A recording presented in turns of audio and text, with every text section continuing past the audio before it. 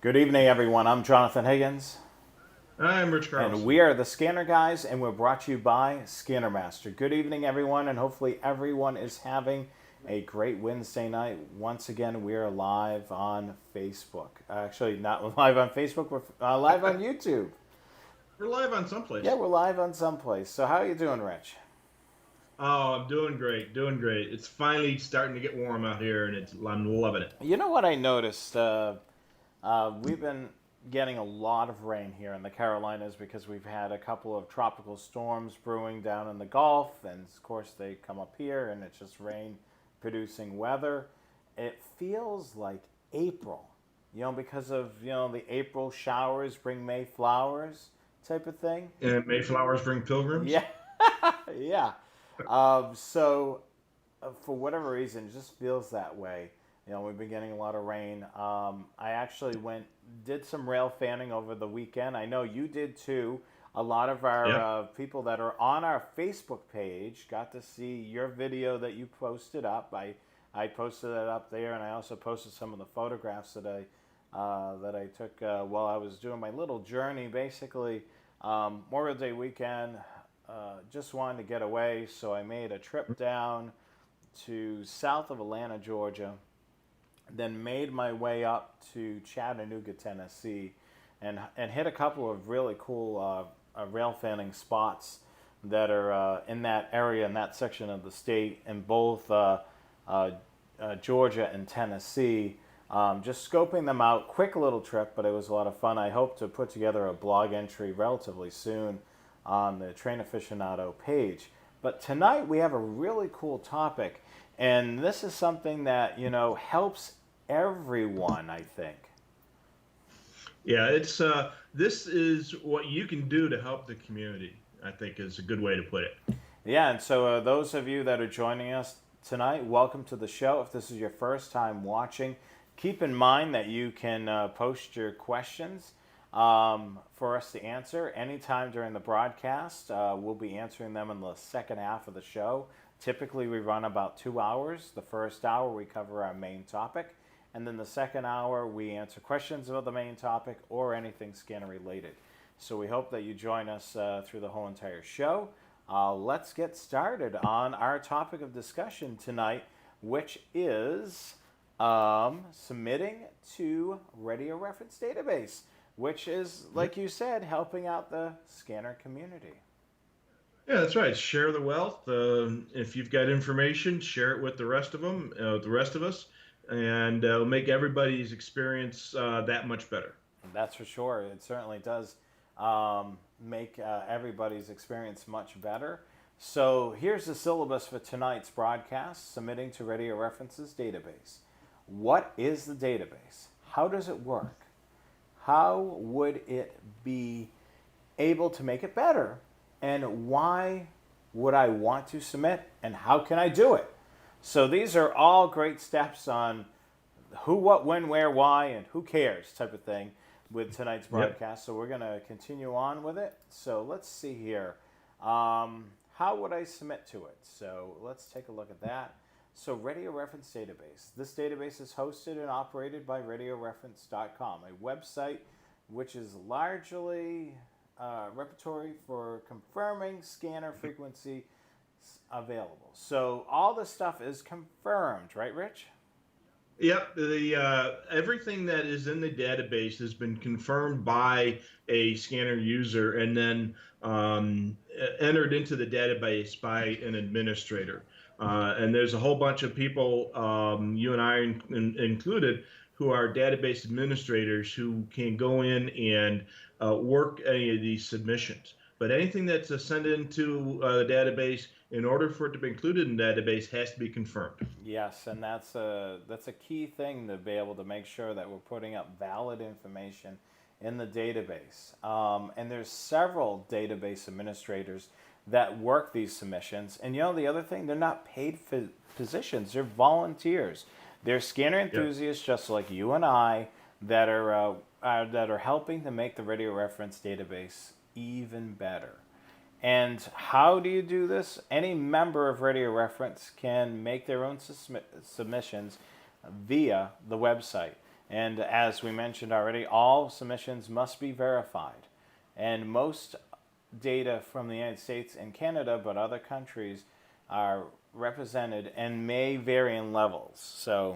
Yeah. So it's Yeah, the U.S. and Canada are extremely well documented because that's the vast majority of the audience for the radio reference database. But there's stuff from other countries, Mexico, the UK, good chunks of Europe, Australia, but almost everything is from the U.S. and Canada. A good, at least a majority of it. and a lot of the stuff when just by verifying a lot of the things is, let's say if a local police or fire department has a new frequency, a lot of times there's a call sign with that because they've licensed the frequency, and a lot of times that is included in the submission.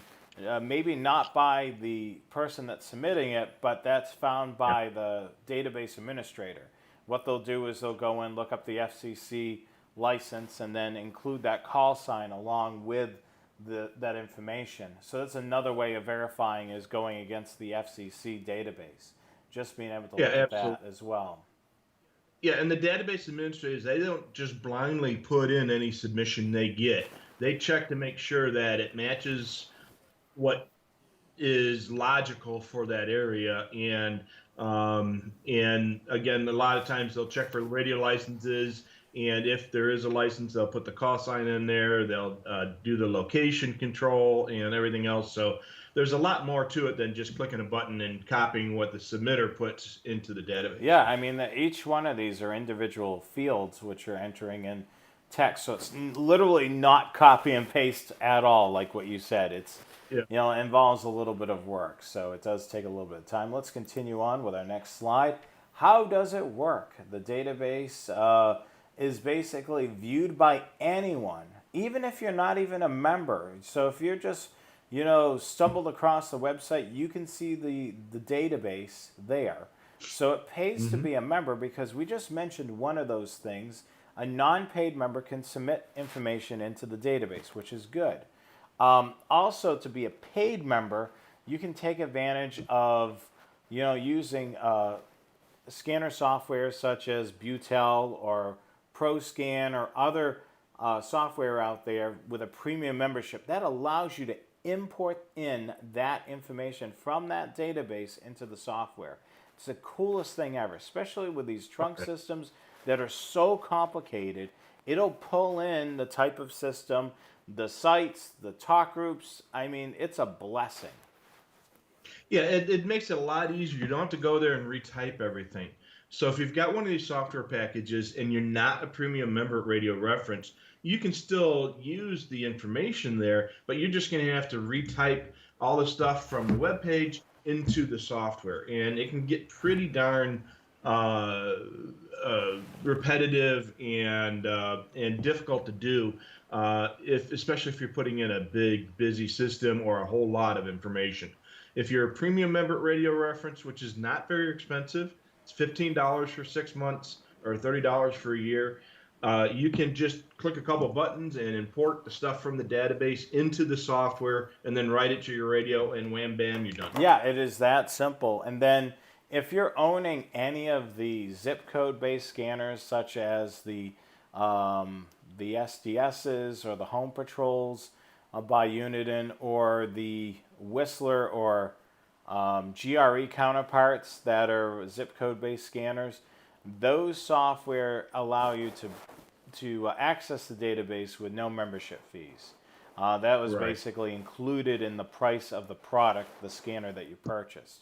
So those are the and that's a great thing too. And that's an exception to the rule there.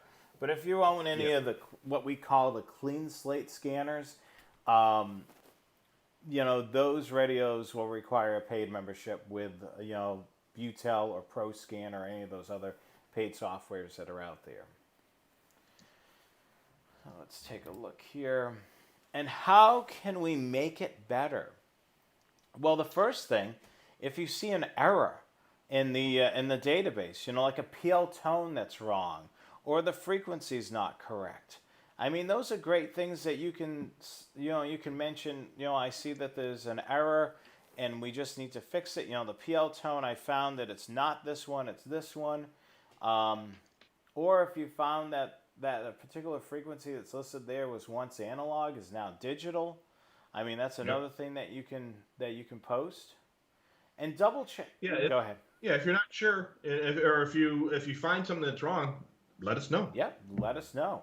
Double check the information if you haven't already to make sure that it's not already in the database. It may not be on that particular page. It may be somewhere else in the database.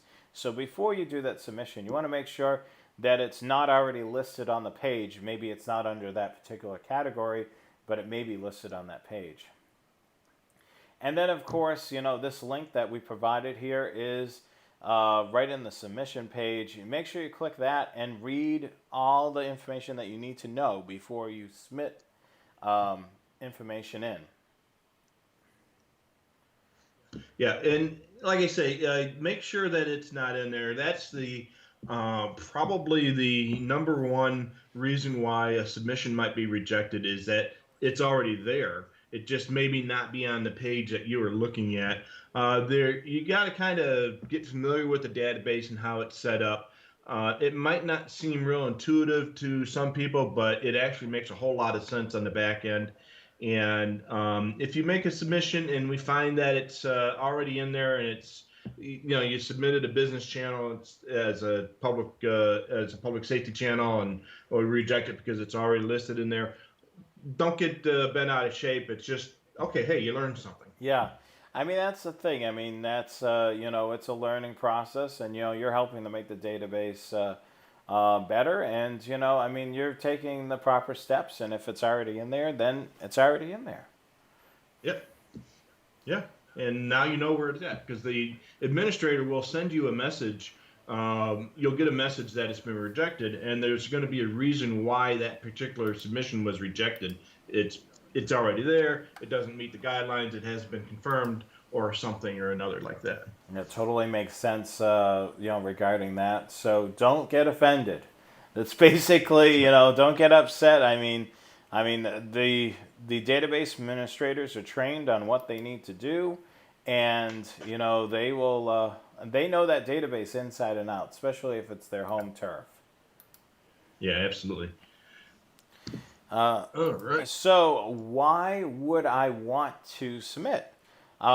Basically, if you're running one of those zip code based scanners, the scanners will work better with the correct information because you think of it, the zip code based scanners, a lot of people are entering just the zip code and letting it program itself. So there could be things that those people are missing out on because that frequency is not a part of the database. The other reason is you want to help your fellow scanner enthusiasts. I mean, we're a small, close-knit community. I mean, we're not a large community by any means. We're a small portion of the population. You think about it, in your neighborhood, you're probably one of the few people on your block that has a scanner.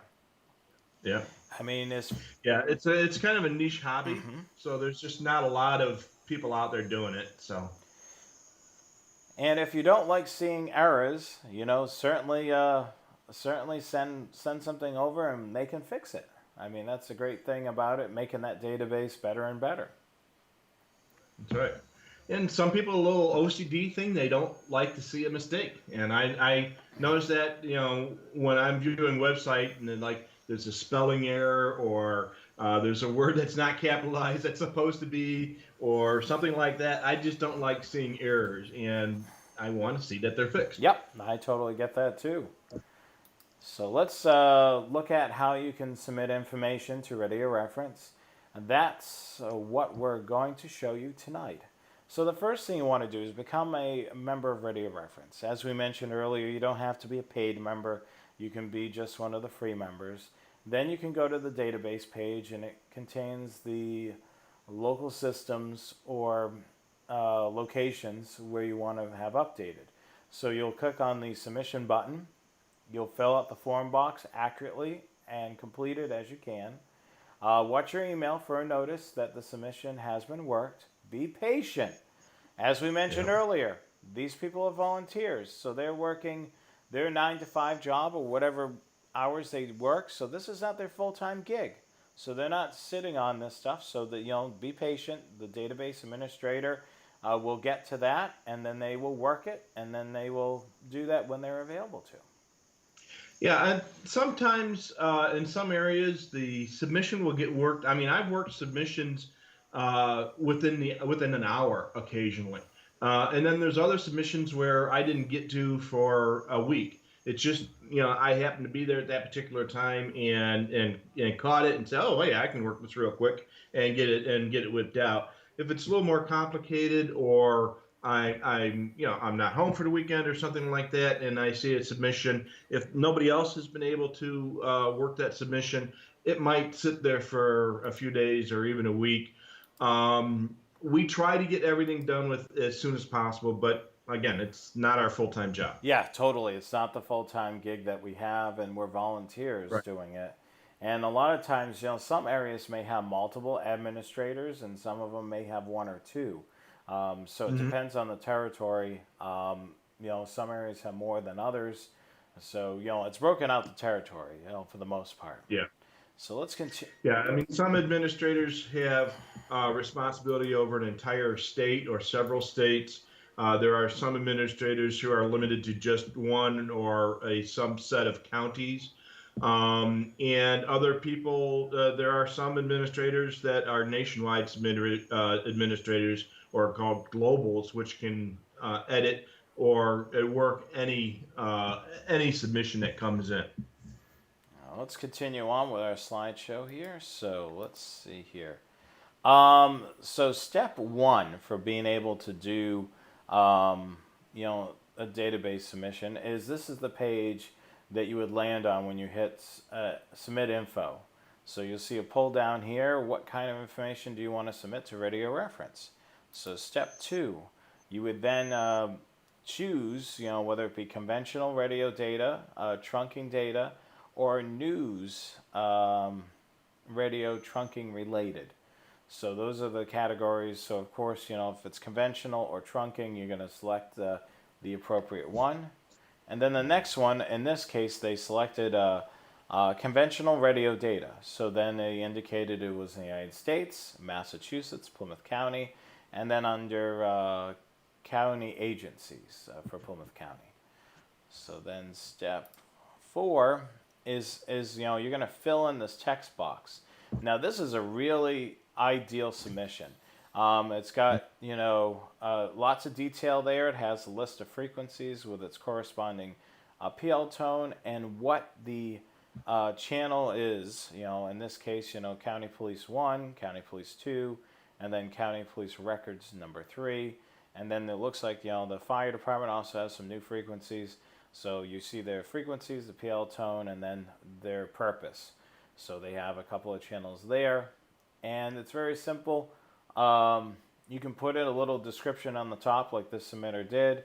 And you can, of course, put a thank you at the end, showing that you appreciate them updating the database there. So that's an ideal submission.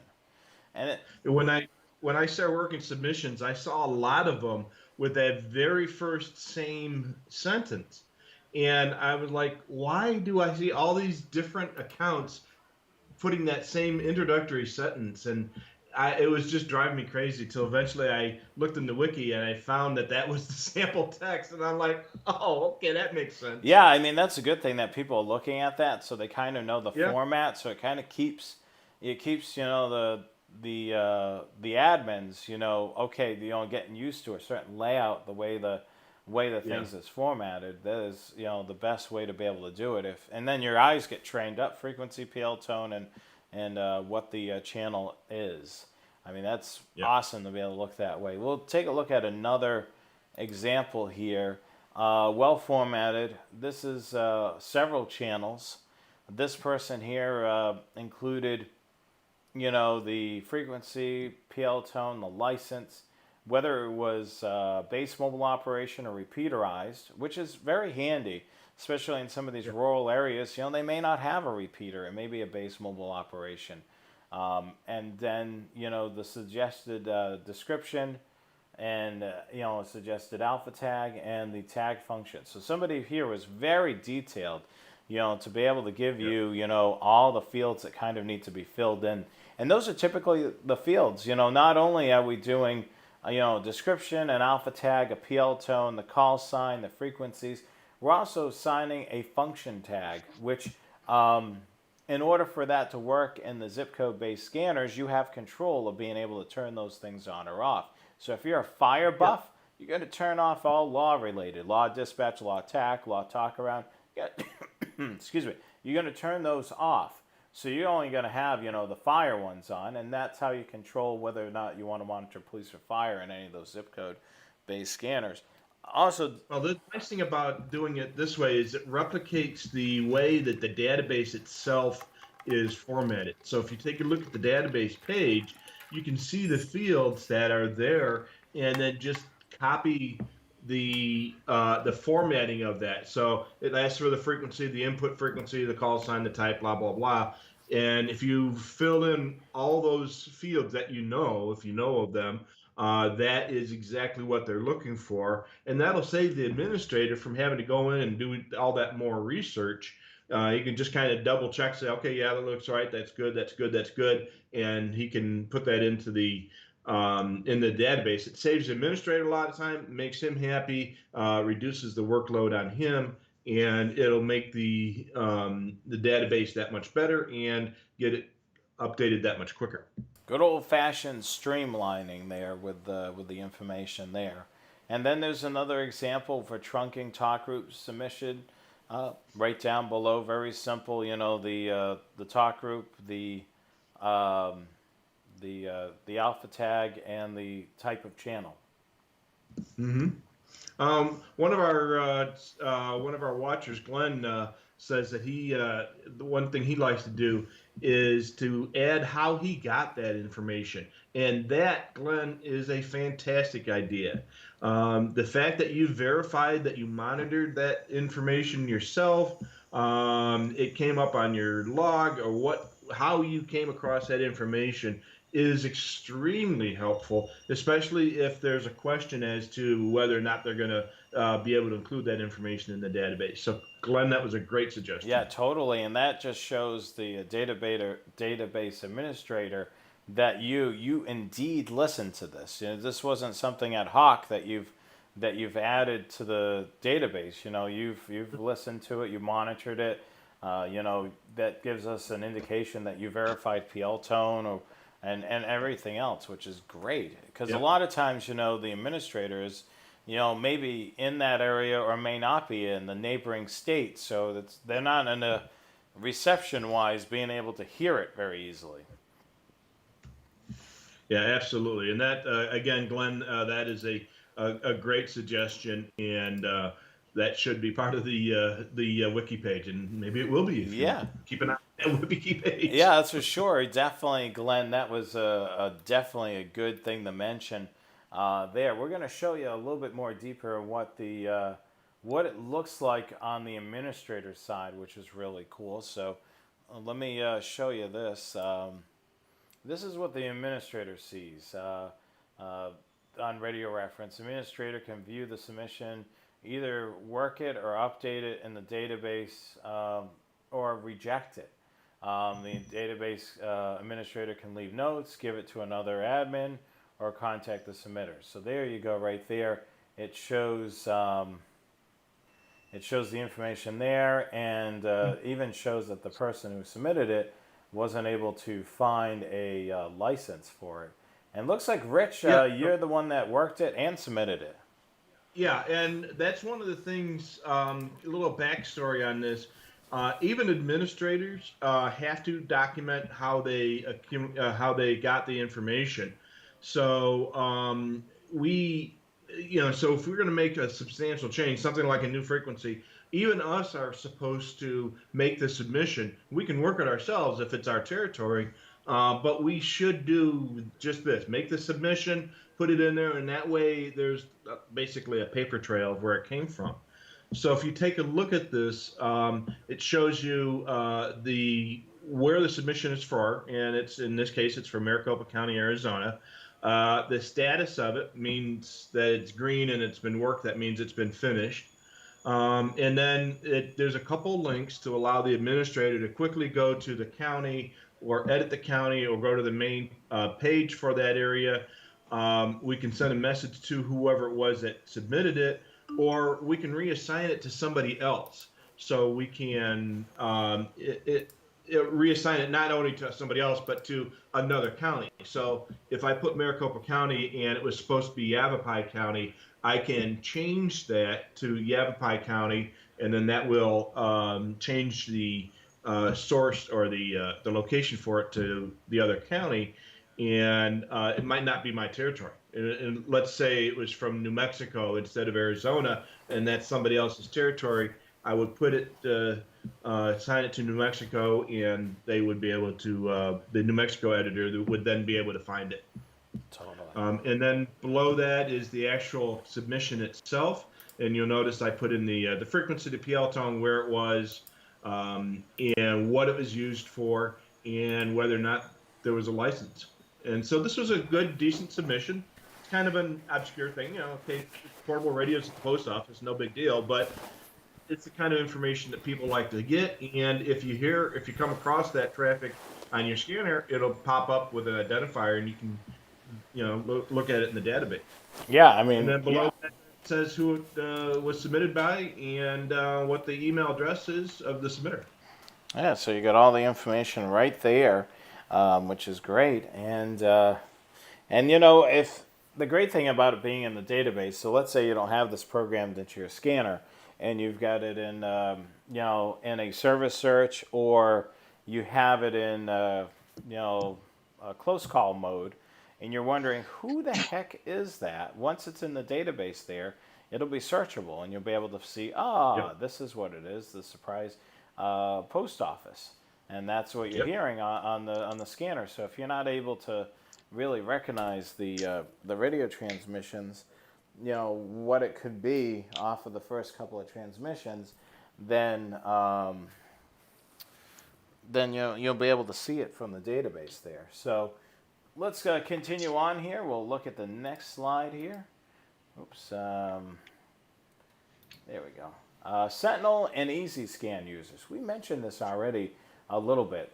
If you have been aware of the AKA zip code scanners, such as the free software, such as the Uniden Sentinel software or the Easy Scan software for Whistler, they will have access to this database and unlimited imports.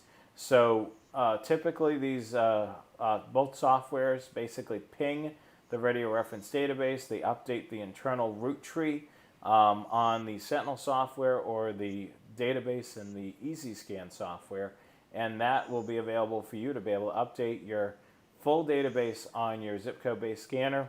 That allows you to be able to quickly access local frequencies while traveling, or if you're one of those that like to use the GPS with your Uniden scanner, this would allow the scanner to update as you travel.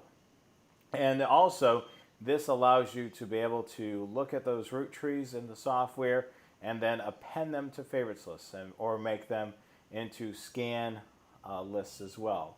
No radio reference subscription is needed, or no user ID is required with the Sentinel software or the Easy Scan software.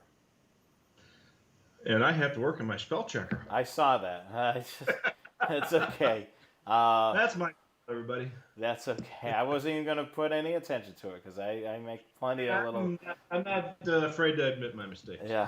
So yeah, and like I say, if you're a user of one of these zip code scanners, the TRXs or the SDSs, the Home Patrol type scanners, you don't need to have a radio reference membership. Now, with that being said, it's still not a bad idea to have a radio reference membership because there's other benefits to it. And I know we mentioned it quite a bit, but it is a great thing to have a membership there. And if you want to access the forums and get other stuff, so there's good reasons for it. But just owning a zip code scanner does not require a membership. Yeah. So I mean, and then since you're able to get access to the database, through these softwares, And if you do find frequencies, certainly submit it, because you know why? You'll be able to see it in the next week's database if it gets put into the database relatively quickly, and then you'll have to key punch it into the Sentinel software or the EasyScan software. Absolutely. Let's continue. Alrighty. So other users of software. So as you already know, and we mentioned already, Butel, ProScan, FreeScan, and other softwares have access to the premium paid membership. So you can do unlimited imports from the database into the software. So what you're going to basically need is your Radio Reference username and password, and then you'll be prompted that once. You'll enter that into the software, and then it'll allow you to browse the database via the software. So, and then you can import as much as you want, as long as you keep your membership renewed. For 6 months, it's $15. For the full year, it's $30. Not terribly expensive whatsoever to be able to keep your scanner up to date, and then be able to have unlimited access to that database. Yeah, and that's membership subscription goes to Radio Reference, not to us. Not to us whatsoever. And you can purchase that through Scanner Master as well, through their website, and you can purchase it directly through Radio Reference. That's right. All right, so what can you submit to Radio Reference? Of course, we've covered some of this. So you can submit, of course, frequencies, so that's a very important thing. PL tone, DPL tone, NAT codes, and other digital codes, talk groups, site information, location information, channel plans, and if in doubt, send the submission. If it doesn't meet the criteria, it will be rejected, but don't get mad if it is. Yeah, like I say, if you have the information, send it in, and do a little, make sure it's a decent submission, of course. Do a little bit of background work, but if you're not 100% sure and you think maybe they want this, maybe they don't, you can send it in, and the administrator will look at it and decide whether or not it meets the criteria, because they have rules to follow, and if we violate those rules, we get yelled at by the head dude, and we don't like that any more than you like getting yelled at by your guys. So we will work the submission. We may put any part of it or all of it in there if it meets the criteria. And if it doesn't meet the criteria, we'll say, hey, look, okay, we don't put in this type of stuff, or that information has no place in the database. We'll do that. And we're going to be reasonable about it. We're not going to yell at you. We're just going to tell you the way it is. Yep, that's for sure. What not to submit to Radio Reference. So here's unverified information, guesses or educated guesses. FCC license info unless you have it verified. They're not going to take fast food drive-thrus or common channels like MERS or FRS radios.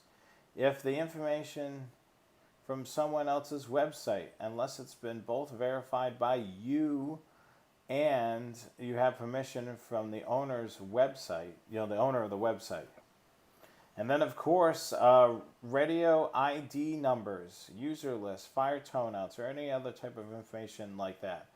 This goes into the Radio Reference Wiki, which is another great source for scanner information that does not fit into the database. So those are things, you have to keep in mind that there's certain portions of the website that the information is meant to be, and there's other spots that it's just not meant to be.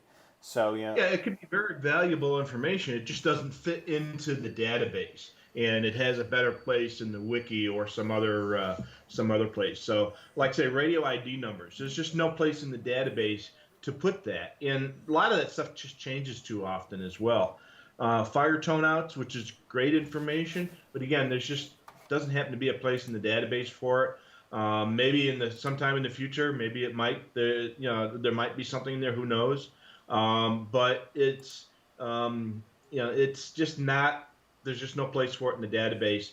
And so, if you don't know where the Radio Reference Wiki page is, find that. You'll see that at the top of the Radio Reference homepage, and start perusing that. There's a boatload of good information on the Radio Reference Wiki. And I still got to work on my darn Spell checker. Oh, I didn't see this one. Oh, that's one of those things. Just I read it about 5 times after I wrote it, and I just never I just never caught it. So Oh, that's okay, no problem. I mean, we all make mistakes. I make plenty of them. Sometimes I catch them, sometimes I don't. Well, that completes up our section of the broadcast about radio reference submissions.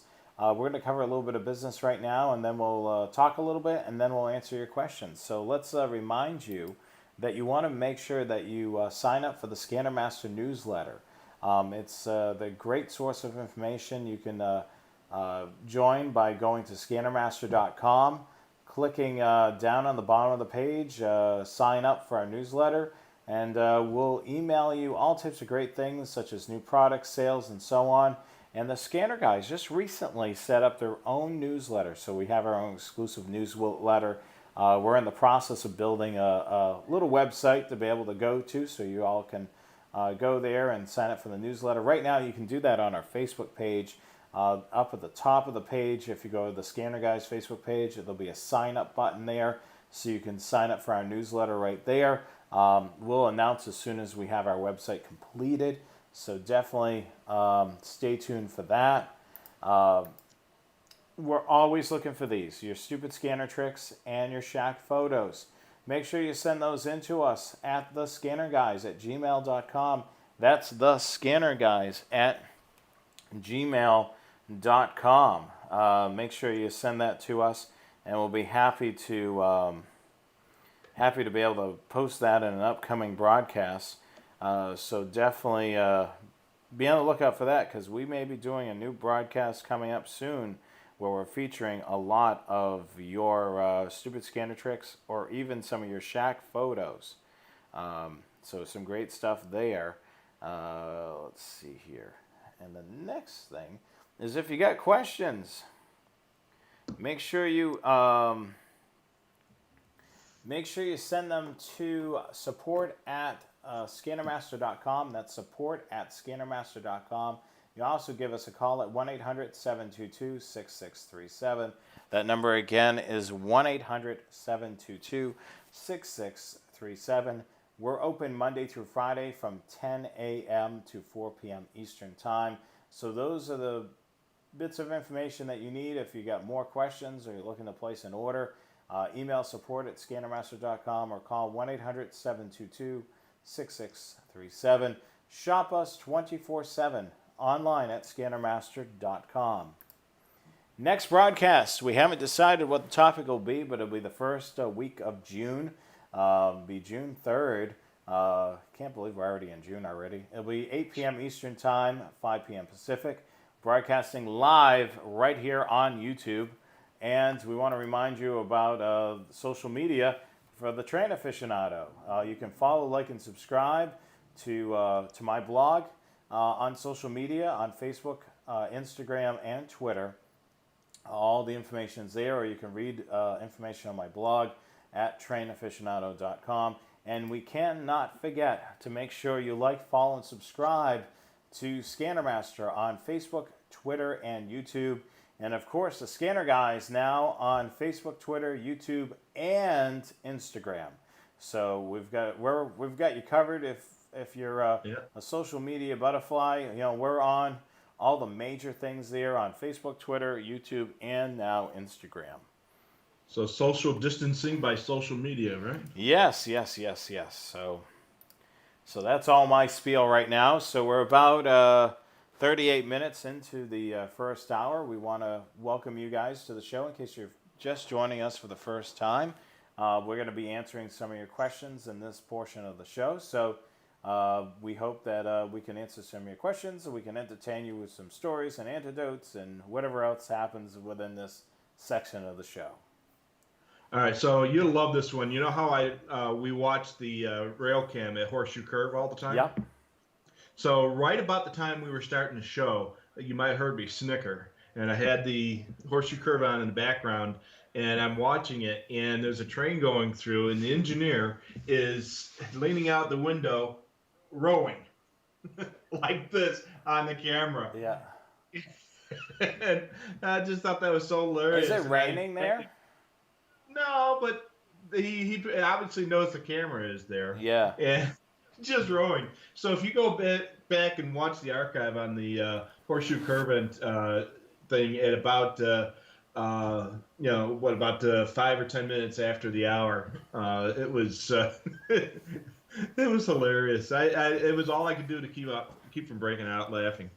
That's funny. So. Yeah, I mean, I'm surprised on how many of the crews actually are fully aware that the cameras are there. I've seen it on one of the cameras. You know, the conductor will get out and wave to the camera or flash. If it's at night, will flashlight, you know, at the camera to show that. Oh, good. I just said flashlight. No, not flashing. Flashing Flashlight. Yeah. Yeah, I mean, those cameras are great. So if you're a fan of rail fanning and you're not able to go out or you're just haven't had the time, you know, you can watch from the comfort of your home. Both Virtual Rail Fan and Railstream have some feeds available on YouTube. Railstream actually has an app. If you download the app through your Roku, you can be able to watch some of their free cameras on there. So some really cool stuff. If you're a rail fan. And you can also watch the scanner guys on your smart TV now. If you have the YouTube app, you can watch us on your television at home or wherever you're at. Nothing like seeing the scanner guys on a widescreen TV. Yeah, that's for sure. It helps. I mean, we are in HD, so you know, you can watch us on your TV in HD. Absolutely. So, all right. Well, you want to go to the romper room? Yeah, sure. What's going on out there? What do we have for questions, comments, and what have you? Well, we got a lot of check-ins from a couple of our regulars and a couple of new guys. There's I see Chris and Brian, some dude named Rich Carlson. I don't know who that guy is, but and how he got on here. I think we let anybody in, I guess. Yeah, I think so. That's the only reason I get here. Kevin from Georgia, and our buddy Quincy. He's my buddy from the Bay Area. Howdy. We got guys from Cincy and our buddy Lincoln from San Diego. Jimmy down in Mississippi. Glenn was a little late showing up from Raleigh, North Carolina. That's not too far away from y'all. No, it's not too far away from me whatsoever. And then Rod, just from your old place up in Massachusetts. Oh, yeah, Massachusetts. And our buddy Mike from Mississauga. He's one of our regulars. And Tony is in Prince George County. That's in Maryland, near D.C. Yeah, that was one of the first systems that went phase 2 digital. And everybody was, we're all scrambling to, to come up with a phase 2 digital scanner. Mm-hmm. I remember the PSR 800 was the first one that came out that had phase 2. You could do a firmware update to make it work on phase 2. And everybody was trying to scramble to get one of those. And that was my first phase 2 scanner. And Glenn has another great suggestion. Glenn's really hitting it out of the ballpark tonight. One thing he does before he submits is he posts it to the forum for feedback and accuracy. So if you're familiar with Radio Reference, you know there are many forums on Radio Reference, and the main forums are the state and provincial forums. There's one for each state and province, and you can discuss what's going on. And if you're not sure if it's a database or if it's a database-worthy thing, you can post it in the forum and get some discussion going on it, or maybe get some clarification if you're not sure about something. If there's somebody in the area that can verify the use or help you fill in the blanks, that's a great suggestion, Glenn, and thank you very much for that. Our buddy Jim is in Maine, which is kind of cool. It's only 109 out here today in Phoenix, suburban Phoenix. So it's probably a couple degrees warmer down in town. I'm up in the hills, so it's always a few degrees cooler here. So, all right. So Mike has got a question about he copied and pasted a channel within his 996p2. How does he remove the paste channel option when he goes into the edit channel menu? So I'm assuming that he's using ArcXT. Um, and I think that once you paste, if you have something in the Clipboard. clipboard, yeah, thank you. I'm having a hard time thinking tonight. It's probably going with my spell checker. If you have something in the clipboard, it might stay and you get that paste option as long as you have something in the clipboard. So it's probably not a big deal. I wouldn't worry about it, but just you just don't have to paste it. Yeah, the Um, other cool thing about a lot of the Butel software, mhm. they do have that. I think they do have a tool where you can copy and paste from the database, and then you have the pull down options to know if it's the frequency, the PL tone, Yeah, or what the actual column is from a spreadsheet. So yeah, that's another that's cool important. thing that Radio Reference, it's in a spreadsheet form. So when you do put it in the clipboard, you can kind of copy and paste it in, and it'll give you options to be able to indicate what those things are. Yeah, we can do the same thing as an administrator in the database. There's a way that we can import a chunk of data that's, if it's formatted properly, we can import it. Most of the time, you're only going to do that when you have a whole boatload of channels to put in there. If it's just two or three channels, it's easier just to, do a quick copy paste or retype it. But you got 100 channels or 100 talk groups, then we'll try to do an import. Yeah, totally. Um, and then he's got a second question. The local police there have got about 70 unknown encrypted talk groups, both phase one and two. So I'm assuming that he logged these with some sort of software. And once he's determined whether they're phase one or phase two, can he submit them, even though the use of them are unknown? And Glenn answered it, and he is absolutely correct. No, you really can't submit those because the information is not complete. The radio reference database is supposed to have only verified information with the user as well. Where that would be an ideal place for that would be in the wiki page. And you could put it there and say, hey, look, I found all these talk groups. I logged all these talk groups. I don't know who they are, but I've logged them. I know they're active. And maybe somebody will be able to help fill in the blanks. And once those blanks are filled in, then they could be submitted to Radio Reference. But unless you know who the actual user is or the use of that channel, it shouldn't be in the database. Um, and we also, we already mentioned about Glenn's suggestion that how he got the information. Again, that was some great information. One of my neighbors, Rich, just got home from work and it's a hot one. Yeah, like I said, it's 109 out here today. It's going to be hot this whole weekend out here. It's also fire season out here. So I spent the afternoon listening to the air traffic in my neighborhood, and there's a lot of a lot of aviation going back and forth for fires. We have a lot of wildfires in this area, and there's two of them within about 20 miles of my house. So I've been listening to them, and then the local RAPCOM or Radar Approach Control has been coordinating a lot of the activity in my neighborhood, and a lot of that is be aware of flight aircraft under 5,000 feet operating VFR for fire suppression, and it's been pretty cool to listen to that. I'm We had a fire up on a mountain that I could see the glow the other night from my backyard, and but fortunately I never saw any of the tanker planes, Wow, which was that cool. is awesome.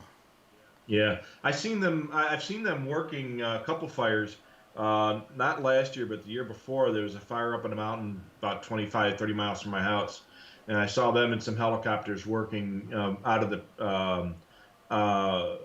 Prescott uh, airport, and that was cool to see that operation. That was really cool. Let's see here.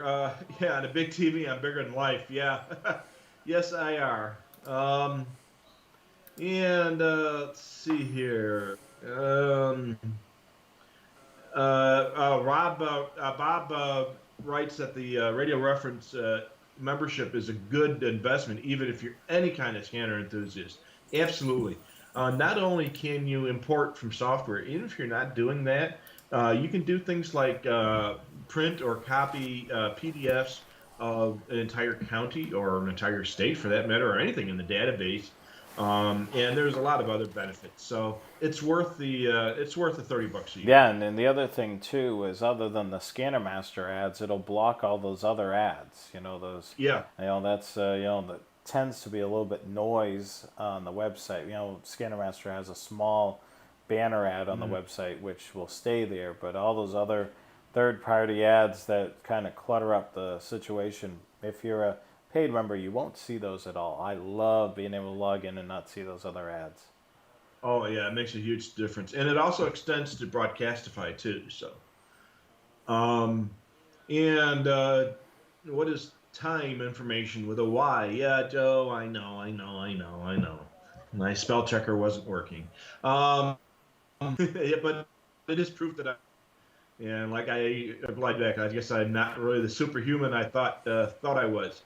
A good question here from Chris that says, "What if a business uses FRS and GMRS radio channels?" So while you're not supposed to put GMRS and FRS and MERS channels in the database, as they're mostly transit use, if they are consistently using the same frequency in PL all the time, and you're able to identify the business, it can be submitted and put in the database. But the problem is when they buy these $15 radios from Walmart, it's very easy to change channels, and they might be on a different channel every day.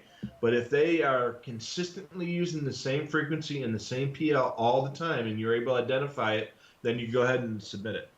Take for instance, Walmart is 154.57. Right. And that's pretty consistent across the country from every Walmart store that I've been into running a scanner. That tends to be the frequency they're on. As for Target, they're not on the family band, but they are on the UHF, and they usually have about 4 or 5 frequencies that they have on their little radios, and those are can be a little interesting to listen to as well. Oh, absolutely, and maybe that'd be a great show topic is business operations, retail stores and shopping malls and stuff like that. Now that things are starting to open up again, you might be able to start hearing that. But back when the malls were still open, I used to walk around with a scanner on close call and just find all the frequencies that they're using out there. So Joe's thing, maybe we're talking about the Emerald place where they're using time. Funny that you should mention that, Joe. We were planning on going up to Vegas for Memorial Day weekend, my wife and I, and we actually had reservations at one of Emerald's restaurants in there. It's kind of a special thing for us, but unfortunately, with the whole Corona thing, that got canceled a long time ago. Let's see here. Jerry's in Chicago. Hey, Jerry, how you doing? How you doing, Jerry? And let's see here. Joe has a question about what can be done about administrators that don't use the actual site names in favor of their personal preferences. So there is. Remember, the database administrators are human, and usually they know pretty much what they're doing. And there might be more, it might be official names of the sites and stuff like that, but sometimes they're not quite as descriptive as they would like to have. And so we might have a site that says White Tanks, but it might be listed on the system as as Glendale or something like that. So they try to put in a site name for sites and locations that's more descriptive for the scanner hobbyist versus what might be the official name of the site by the system. So it's all basically, a lot of it is just trying to get it as good as possible and for the target audience, and the target audience is the scanner user and not system administrators. So sometimes it works better than other times, but it's the administrator's got the final say on that. And sometimes you might not like it, but unfortunately it's it's just sometimes it is what it is. So, oh, Steve, hey, yes, Steve, I talked to you today. Thanks for checking in. I talked to him on the phone earlier today. Dave is giving us an attaboy for all we work to protect and advance the hobby. Thank you, sir. Appreciate it. And the system administrators are the guys that do a lot of that work. And we just happen to be administrators ourselves. But, we're not by far. We're not the only administrators. There's a whole bunch, and we only do a small chunk of it. And let's see here. Bob likes to copy and paste the radio reference information to a spreadsheet, and then he helps sort it by entry. So yeah, that's not a bad way of doing it, Bob. Basically, if you copy the information out of the radio reference database and then put it into like a Word doc or an Excel spreadsheet, then you can manipulate the data. You can sort it the way you like. You can change the labels the way you like. Do all that editing, and then import it into your scanner software and then into the radio. So that's a great way to massage the data to the way you like it versus the way it's listed in Radio Reference. And let's see here. Dave's in Kokomo, Indiana. Didn't the Beach Boys do a song about Kokomo? Yes, the Beach Boys did do a song about Kokomo. And I didn't realize that Kokomo had surfers and beaches and stuff, but maybe they do. Maybe Indiana's got a little lake or something. Well, they do have a little bit of shoreline, but I don't think it's anywhere near Kokomo. No. And Bobby asks how I added the Three Stooges audio to my TRX-1. All right, so a little funny story here. The TRX-1 has a way that you can set up a startup sound. And if you go to my YouTube channel, the N9JIG YouTube channel, one of my videos is a little snippet of me turning on my TRX scanner with the hello, hello, hello sound from the Three Stooges that I recorded, digitized, and then copied to my TRX-1. There is a Radio Reference forum post in the Whistler Scanners forum from, that's got to be 2 or 3 years ago, where the process on how to do that is described. Basically, you do it in the Easy Scan software. You can set up a startup sound, and basically what it does is it'll play a couple seconds long clip, audio clip when you turn the radio on. And some people did some funny things. I did the Three Stooges thing, and a lot of people got some chuckles off of that, and I'm glad they enjoyed it. And like I say, you can view the little 15-second snippet at my YouTube channel. Greetings from Michigan. No fires in soggy Michigan. Yeah, I get 20 inches of rain, and that'll pretty much take care of the fire situation, that's for sure. And how often should users update their database? Every week, every month, quarterly? And does it depend on your location? So if you have access to a Windows computer and you have the Sentinel software or the Easy Scan software, update your database as often as you feel necessary. I do mine maybe once a month, but then I've got 3 536s, a 436, a couple SDSs, a couple home patrols. So I got a whole bunch of radios. Plus, I have spare SD cards that I keep in my car for my radios as well. So to do all my updates is quite a chore. So I do it about once a month, once every other month. But if I'm going on a trip, I'll update my radios, a couple days before I go on the trip, just to make sure they're all up to date. Last weekend, I went up to Flagstaff, a couple hour, 3-hour drive from here, and I updated both of the radios, the radio in the car and my handheld that I was bringing with it, just to make sure I had the up-to-date database. So if you're going on a trip, do it before you go, and then as often as you feel necessary, since it doesn't cost anything except your time, there's really no limit on how often you can update it. Now, Radio Reference, the Sentinel software and the Easy Scan software does update their database every weekend. usually on Sunday night, and so the new database from is available usually sometime on Sunday or Monday.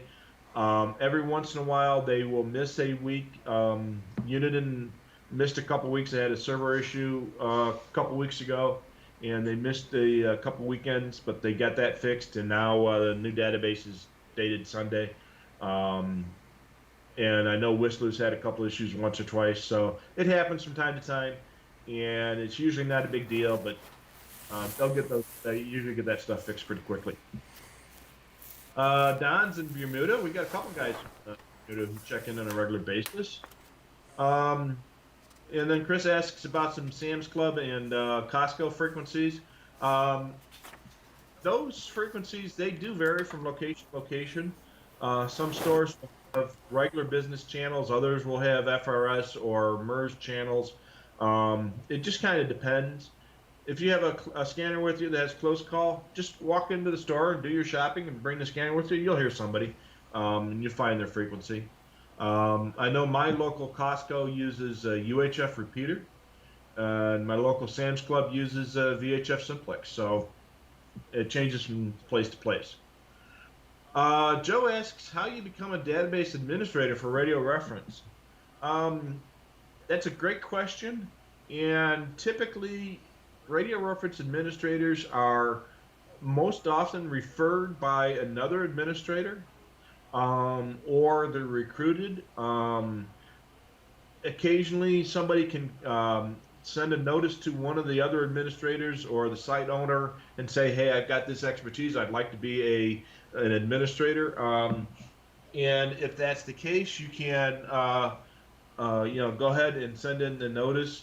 But typically, most of the time, the administrators are recruited versus accepted, type of thing. But if you think you have the skills for it, speak to one of the administrators. You can go, send a private message to them if you know who the administrators are. If you don't, you can send a message to the site owner, and he'll refer it back to the database administrator, and who has the final decision on who becomes a database admin. And Glenn, like I mentioned that just a minute ago, the database from both Whistler and Uniden do occasionally have some server issues. And you should download to your software as often as possible. Remember, downloading the database update to your software does not automatically write it to your radio. You have to actually plug your radio into the USB cable or take your SD card and plug it into the computer and then write to the SD card or to the radio so that your radio gets updated. And the other thing to remember is on the Uniden scanners, if you update the master database, it does not affect your favorites lists. So if you have your favorites lists built up on your radio, updating the master database will not update the data that's in your favorites lists, and that's a question we get all the time. Joe asks an off-topic question. He asks about the patch panel behind the scanner rack. You can see in the background here. So those are my antenna lead-ins from my attic.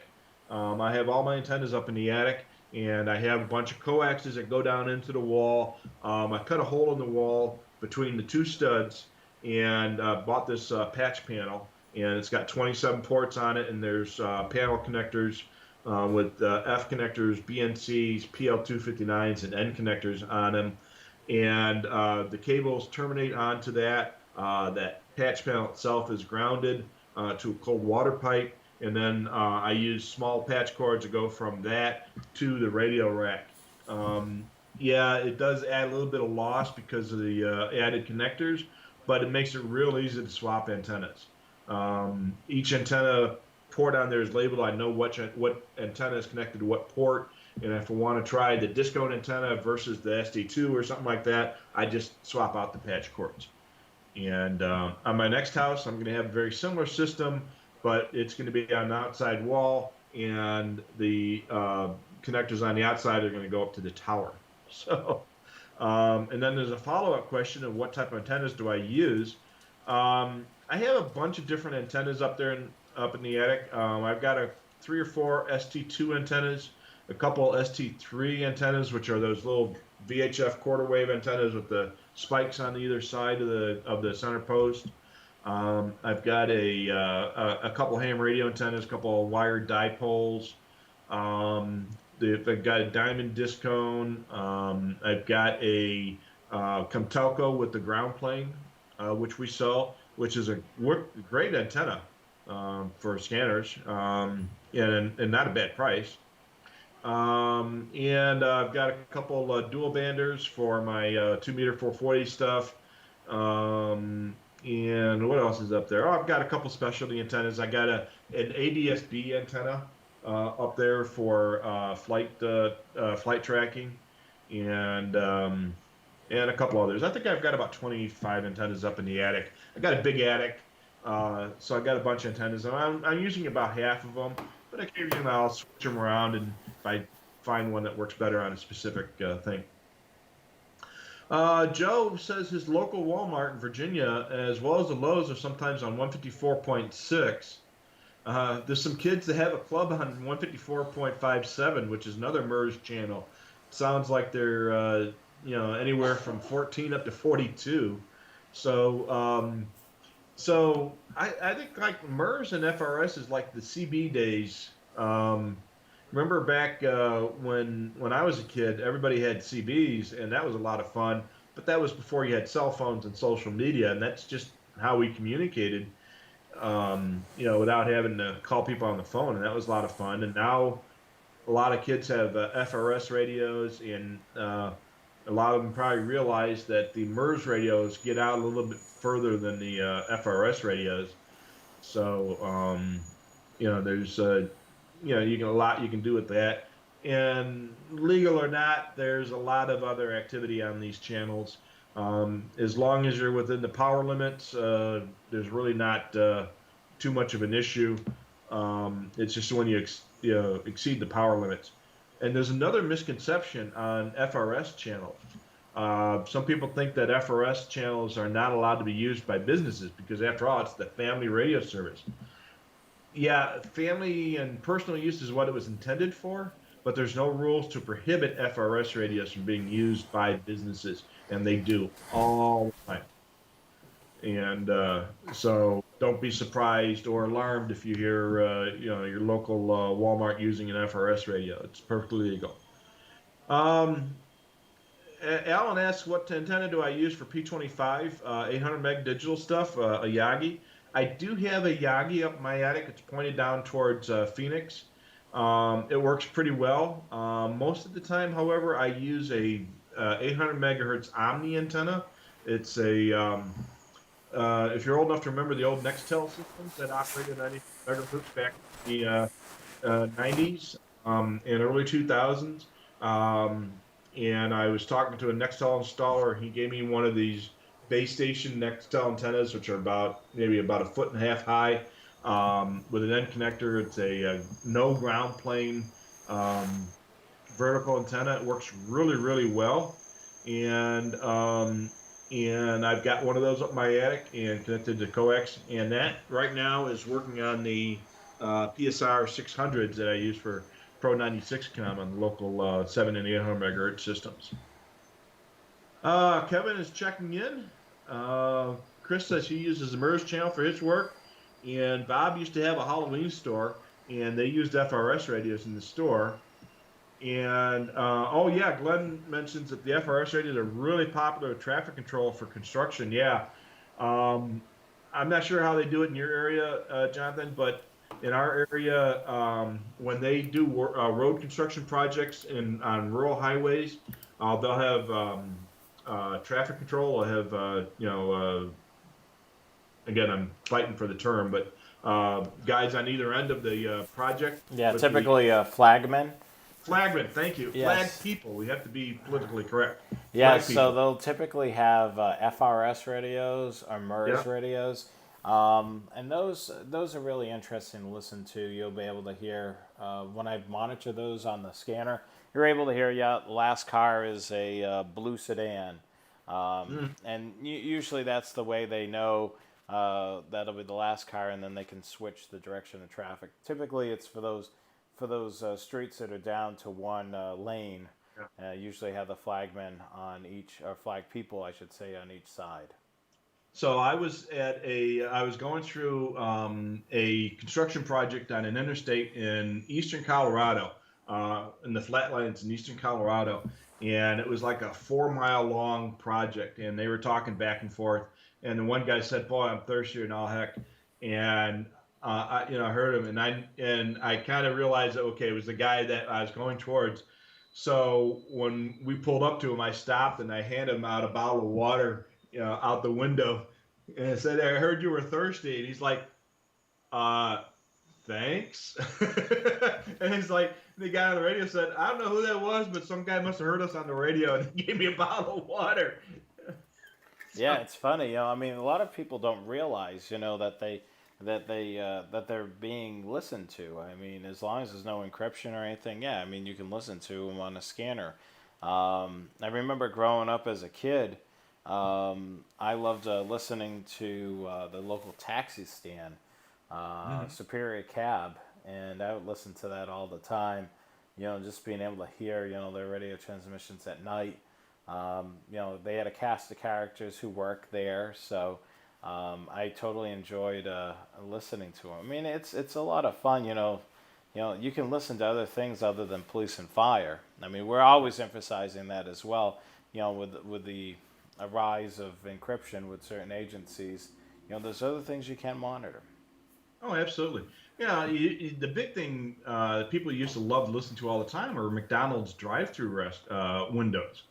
And those were very easily monitored on a couple of standardized channels throughout the whole country. And then it was like 35.02 and 154.6 were used by McDonald's. And there was like, I think it was like 460.8875, I think it was Wendy's. And, Burger King had their typical frequencies and stuff. And it was kind of fun to listen to them. And what the people working there didn't realize was they had two buttons on their packs. One button talked to the customer, and the other button used a different PL tone and talked only as an in-house intercom. And so they could talk to each other without it going through the drive-through window. What they don't realize is that it still goes out on the same frequency. So if you're listening to them on the scanner, it would go out over the scanner, and anybody could hear it. And my buddy and I were out rail fanning, and we stopped at I think it was a Burger King or a McDonald's, and the two gals were talking back and forth about their escapades that they had the night before and what they had planned for the next night with their boyfriends. And it was very graphic and extremely entertaining. And I made a comment, and I don't remember what the exact comment was, but it was very clear that I'd heard what she was saying. And after we got our food and after we paid for it, of course, and then she was like, "Oh my God, they can hear us! Stop talking! They can hear us!" Yeah. So there's stuff like that out there. I don't recommend doing that kind of thing because you're going to ruin the fun for everybody. So don't do that. But like I say, same thing. When you go into a shopping mall, you can hear all the people. They all have these little portable radios in their headsets and stuff like that. It's very popular these days, and there's a lot to listen to other than the local police and fire. That's for sure. So I think that's where we are. So I'll swing it back over to you.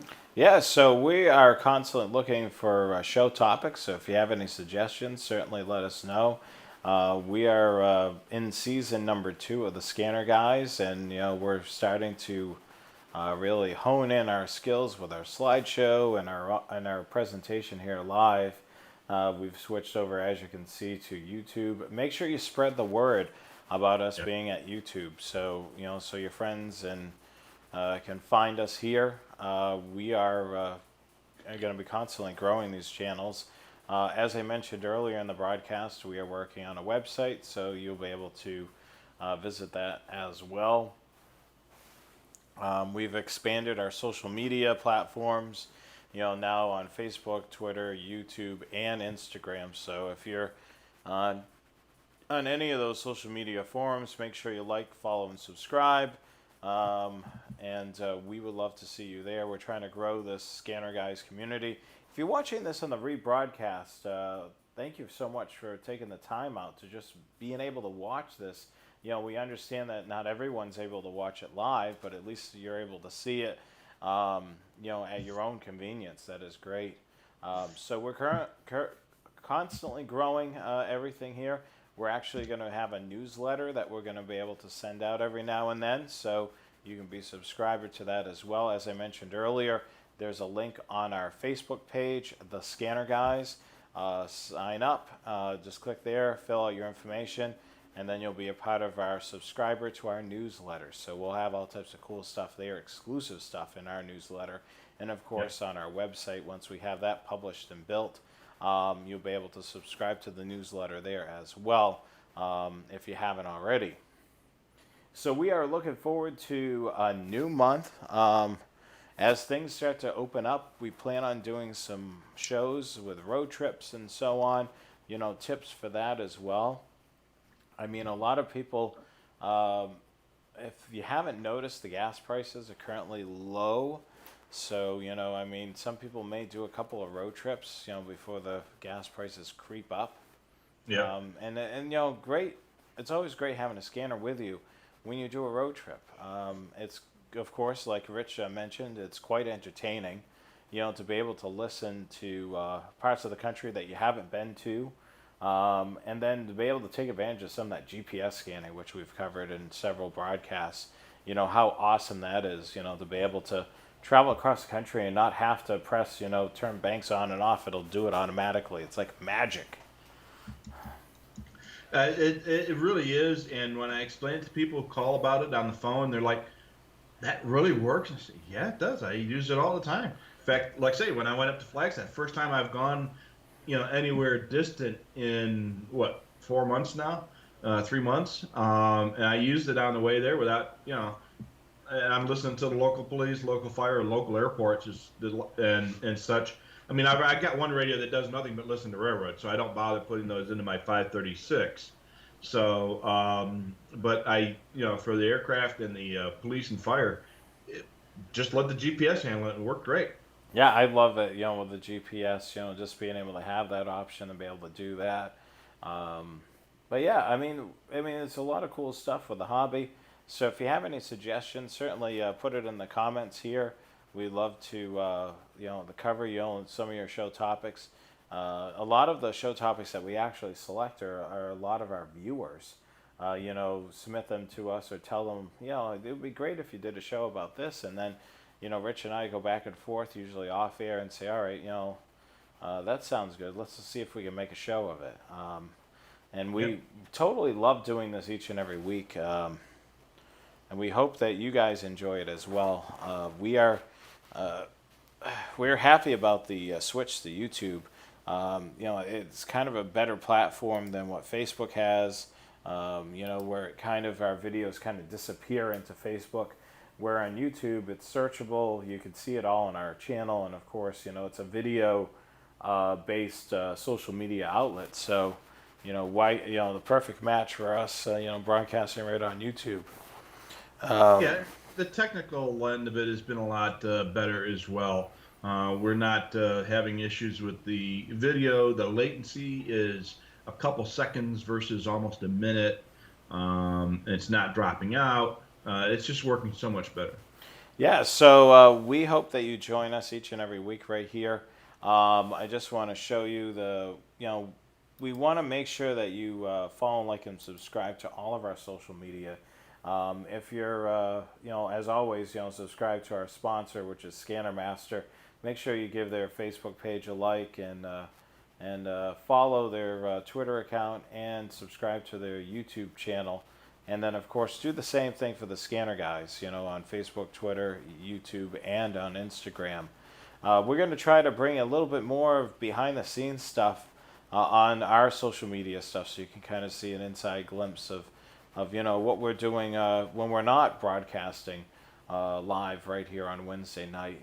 Last week, it was quite interesting. Last weekend, both Rich and I were rail fanning at literally the same time in different states, which Yeah, was quite interesting. yeah. We're sending videos back and forth to each other. Yeah, I mean, it's certainly a lot of fun, being able to do this hobby and to be able to incorporate the scanners. Both of us had our 125 AT scanners with us, so yeah. So I think we're gonna have a lot of fun, in this several upcoming months. So we hope that you join us right here. Any other comments posted there, Rich, before we wrap Yeah, things up? we had a question about whether or not we plan on copying the Facebook videos over to our YouTube page. And I think you mentioned that you were going to be working on that when time becomes available. Well, there's issues with the quality, Yeah, and I rather not move it over because there was a lot of technical glitches, and they would show through on okay, YouTube. So I'm not going to do that as of right now. But basically, what we're going to do is everything will be archived on YouTube from this point forward, and you can watch the whole entire season of Scanner sure. Guys from this point on YouTube. And YouTube, I notice is a better outlet for that. I noticed on Facebook, our videos would somewhat get lost in the mix there, but on YouTube, it'll be all archived there. We're going to do some variations of a lot of the broadcasts that we've done on Facebook and upcoming shows. I mean, there's a lot of great things that we covered. We've Hmm. learned a little bit more. We have more information. I know there's been talk about doing, like a classic scanner show, where Yeah, we show some of those classic scanners. I think, that would be a great topic to do again, and then be able to add some more scanners to that broadcast.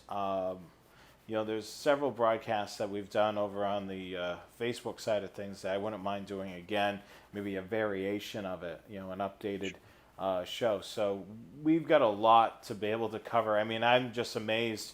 We've been doing this for a year and almost a year and a half, and we haven't ran out of topics or things to discuss on here, which it's crazy. yeah, We have such a niche hobby, and not to be able to run out of topics. I mean, that's pretty awesome. yeah. I mean, we still have plenty to talk about. I mean, I can sit here and talk about an hour on almost any subject, whether I know what I'm talking about or not. But to actually have a cognizant show is, like we've been doing, is a good thing. Yeah, we're also going to be. We have some news coming up. We'll be making an appearance on another program, which is going to be exciting. We're going to let you know more about that as that comes Yep. along. That'll be we'll be guests, so we won't be hosting, which is kind of a unique thing. Rich and I co-hosting the show. We were just, in the creation of the website. We're working on it right now. Looking back, in 2018, the first glimpse of Scanner Guys is when we went to the Dayton Hamvention, when Yeah. we did our road trip to Dayton. And, that was, I was thinking back, when I was doing my road trip this weekend, Rich and I, basically went live and, talked about the SDS 100, and we talked about, what was going on, where we were traveling through. I mean, it was a lot of fun to be able to do that. And Oh yeah. I'm hoping that we get to do another Dayton road trip or some variation of that, hopefully in the near future. Um, but yeah, I mean, this has been interesting. I'm thankful for the opportunity that I have here, and I'm looking forward to doing more of these shows. Um, Anything else come through, Rich? Yeah. Got a couple comments here. Joe says that the Railfan hotspots, he likes the Chicago region the best, and it's got the best railroad museum. The Illinois Railroad Museum is probably the best in the country as a rail fan for rail fans. Um, California Railroad Museum is a great railroad museum, but it's not built for rail fans. It's built for the general public. You get something like the Illinois Railroad Museum, and it's built for rail fans.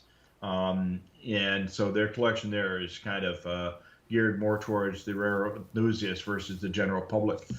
So that is probably I'm sure it's the largest, and and I know it's the best. So, and I've been there a million times, been a member as well, and I know a bunch of people that are operating members. One guy that I know is very active in the STEAM program, and another guy I know works as a railroad engineer, and he spends his off-duty time in the railroad museum, including one of the locomotives that he used to operate on the railroad he worked for, and now in arrange for the donation of that locomotive to the museum. So it's kind of a what they call a busman's holiday.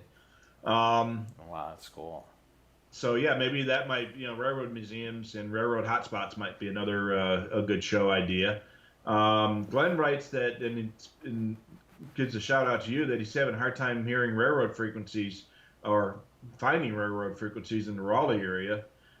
So maybe on one of our things, if you've got some frequency information in that area that you know of, you might want to send that to him. Yeah, so there is, it varies from railroad to railroad. Like, take for instance, when I was rail fanning down in Georgia, just outside of Atlanta, it was relatively quiet on the scanner. There wasn't a lot of radio traffic whatsoever. I mean, the railroads are a little bit more quieter, especially when the coronavirus was, at its peak. A lot of the passenger railroads, such as Amtrak, if they share on that line, tend to be a lot of the communication on the radios because, the dispatcher will try to keep them on time or as near as possible. So there'll be a lot more communication with the freight, trying to Hmm. get Amtrak through or whatever passenger service is local. Uh, there's a website that I use. It's called Train Mod 5. It's a Yeah. really cool website. There is sections of the country that you can monitor. What is it, the AT, what is it, Rich? I'm drawing a blank on the signal. Was Oh, it? ATCS, Yes, I was Automatic Train Control System. drawing a blank on that. But yeah, Spend too much time with me. I was using that quite a bit. So there was this section that was for northern Atlanta, for Norfolk Southern. I was using that just to be able to track trains. And then I was also using it some in the Chattanooga area. Thankfully for that, there wasn't a lot of radio transmission. I mean, it's pretty quiet for the most part. But yeah, if you've got a scanner with a service search, such as the 125 AT, put that scanner into the service search. The other Hmm. great thing to do too is RadioReference.com. If you go on the state page, in this case, you would go on the North Carolina, and then you Yeah. would look under the railroads, and then typically it's broken up into railroad operators such as CSX, Norfolk Southern, Amtrak, and things like that. Um, Usually, the radio frequencies that you want to program in are typically the road channel and the dispatch channel. Yeah. And then, if you're not able to hear anything, do a service search. It's 97 railroad channels. It can run through it pretty rapidly.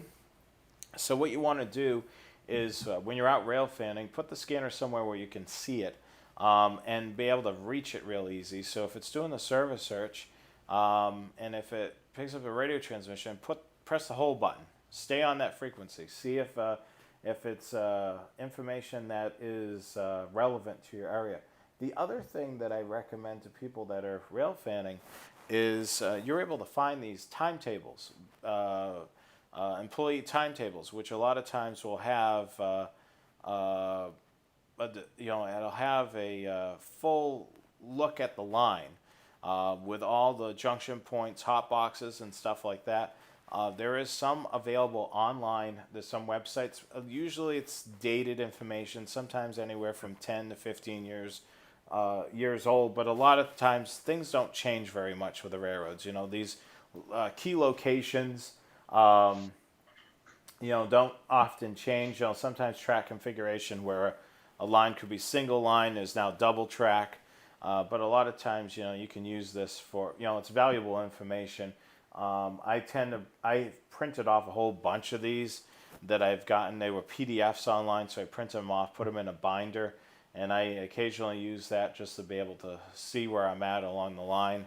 Oh yeah. And a lot of times, the names of these junction points are nothing to do with the city or town. It's a lot of time the business that's near there, or a nickname for that part of town. I mean, I'm sure, Rich, in your years of rail fanning, you've seen that a lot. What does this have to do with this Yeah, location? absolutely. You get a name of a railroad junction and you're trying to find it on the map, and there's just absolutely nothing about it. One of the most common, well, the one that comes to mind right away, there's a very busy railroad junction in suburban Chicago called DeVal.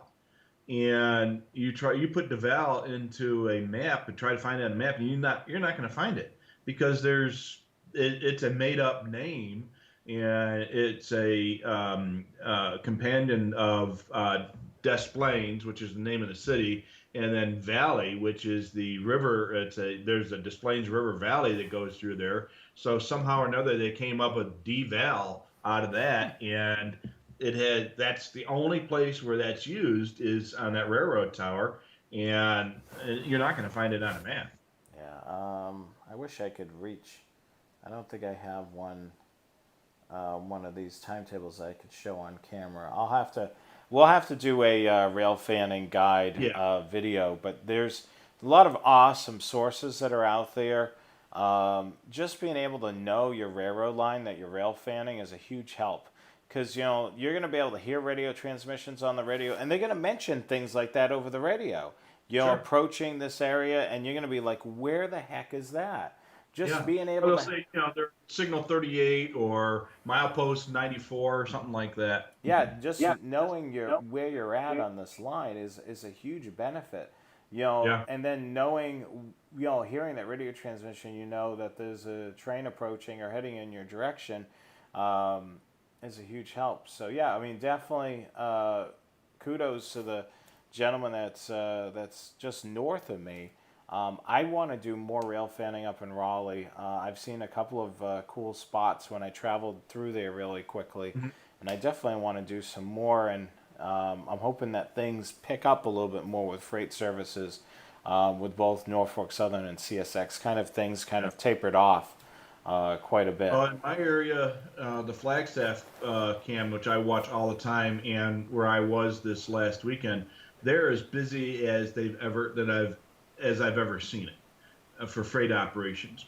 They have a lot of intermodal stuff, so there's a lot of stuff coming from the West Coast going east, and so there's a lot of container trains, trailer trains, and such, and it's just nonstop, it seems. And I got there at about 8 o'clock on Saturday morning, and I stayed until about 2 o'clock Saturday afternoon.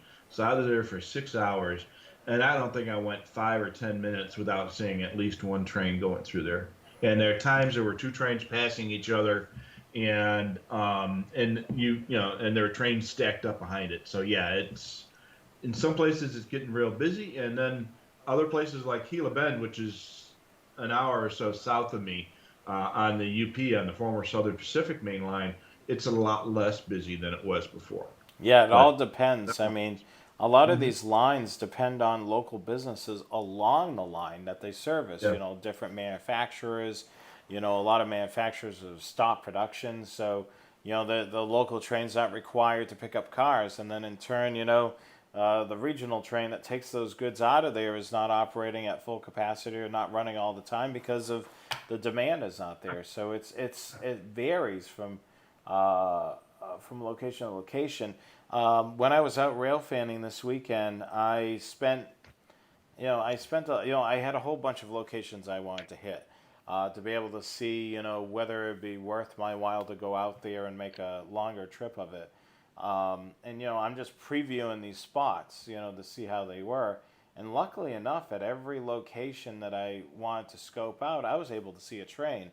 There was the first location that I was down in, was it Locust Grove, Georgia, hmm, and they have the nicest rail fanning pavilion down there, and I took photographs of it. It was yeah, a decent size covering. It had a nice straightaway, so you could get trains coming in the north or the south direction. A good long range, so you'd be able to take multiple shots as it's approaching you. Great Did they have a location. scanner that you could listen to them on there? Yep, they had a scanner that you could listen to them on there. They also had across the street. The place was located right on Main Street. So literally across the street, you had a choice of all types of food. There was a barbecue place, there was a pizza place, there was a regular sit-down place, which was called the Yeah. Peach Pit, I think. It was kind of like, I think in Beverly Hills 90210, they had a place called the Peach Pit, and it looked like a really cool place. So what I was like, wow, this is great. You got trains, you've got a rail fanning pavilion. You can stay out of the sun if it's hot. You can kind of catch some shade there, and then you've got all types of food. The select from. I mean, how can you go wrong with that? Yeah, Um, absolutely. then I went So, up to Chattanooga, and there was a couple of rail fanning spots in Chattanooga that I checked out, and then there was a couple more locations in Georgia that were not too far south from Chattanooga that I was able to take in and check out. But I definitely will be back in that area. alrighty. So Joe says he knows a lot about scanning, but he always learns something new. So yeah, absolutely. That's why we're here. Bob is here in the Phoenix area, and he can't catch the show live because he works till a little bit late. So yeah, Bob, you can watch the replay later, and then when you get home and you turn on the show, you see where you're at, and then you can watch the beginning part when you get a chance after we're done. Um, so John asked a question about Pro Voice. How do you put the frequencies into your scanner when you're using Pro Voice? So basically, what you do is you program it actually as an EDAC system, and the radio will automatically decode whether or not it's Pro Voice or analog. So an EDAC system can be one or the other or both. So if you have the Pro Voice update in your unit and scanner, just program it as a regular EDAC system, and then the radio will automatically determine whether it's Pro Voice or analog, just like it would on a mixed analog digital P20 digital Motorola system. It will automatically decide whether it's analog or digital. But in order to hear the Pro Voice channels, of course, you have to have the Pro Voice update. Yeah, and the Pro Voice system, I was very impressed. The first system that I actually monitored, and the only system I monitored, was the MBTA's subway and bus stops Mm-hmm. in Boston. And I was very impressed on a couple of things: the clarity of the system and the amount of distance it had. Yeah. I didn't hear a lot of hiccuping or any issues. Like I was where I was living in Massachusetts, I was clearly on the well beyond the fringe of the system, and I Yeah. couldn't get over the clarity and the reception of the system.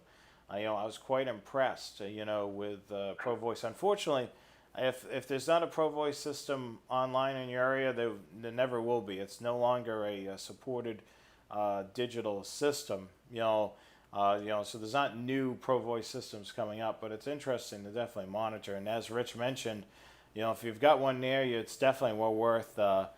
getting the Pro Voice update. That is a paid update on select unit and radios. Yeah, the few times I've listened to Pro Voice systems, I noticed that the audio seems. I think the audio on a Pro Voice system is better than P25, but like you say, there's not that many of them out there, and there won't be any more. So it's kind of a dying protocol. But boy, I tell you what, they did sound great in their day. Yeah, and I'm just impressed with the. You look at like, for instance, the MBTA, the bus and subway ops. You've got those buses, traveling in the city and between buildings and all that, and then you've got the subway operation, which is all tunnels. So Yeah. they were able to get a digital system working in a concrete jungle, I guess we could call it, in the Yep. city, and plus being able to work underground without any major issues. Yeah. That's pretty impressive. I know when I first I worked as a media consultant for the MBTA. I was working as media liaison. That's what the proper title was. And they were on UHF. And that was an interesting system there for the bus and subway ops. And, they did have some issues occasionally with reception. But when they switched over to digital, it seemed like they got a little bit more clarity with that system. Yeah. I agree with you, Rich. I was very impressed with the digital audio on the Pro Voice system. So I think we should probably consider doing rail fanning as another show later on this summer. And Joe mentioned maybe ATCS would be a good topic. That we might do a show on radio data technologies, ATCS for railroads and ADSB for aircraft and other types of telemetry systems. So that might be a pretty decent Yeah, topic. yeah, definitely. I mean, the thing is we'll have to reach out to someone over at Train Mod 5 to see if we can, Yeah. show some of their things. I mean, those are their, a lot of their users are created, the images so you'll be able to track it. It's really cool to be able to track it. I mean, you're able to see on Train Mod 5, you're able to see the route of the train, which is indicated on the line being green, and then the train, the block that it's in, is red. And you can also see the path, not only with the green, but you also see which direction the switch is thrown, and you'll be able to see the signals, which is awesome. Yeah. I've gotten really spoiled. The main line that I've lived right minutes away from here in North Carolina, I use the Train Mod 5 all the time. I mean, I could literally be at the house and say, all right, I'm going to run out. I got to go take a picture of a train, so I'll go to downtown, take my picture, time it out right, versus, what I used to do all the time, in areas that don't have it, is sit there and play the waiting game.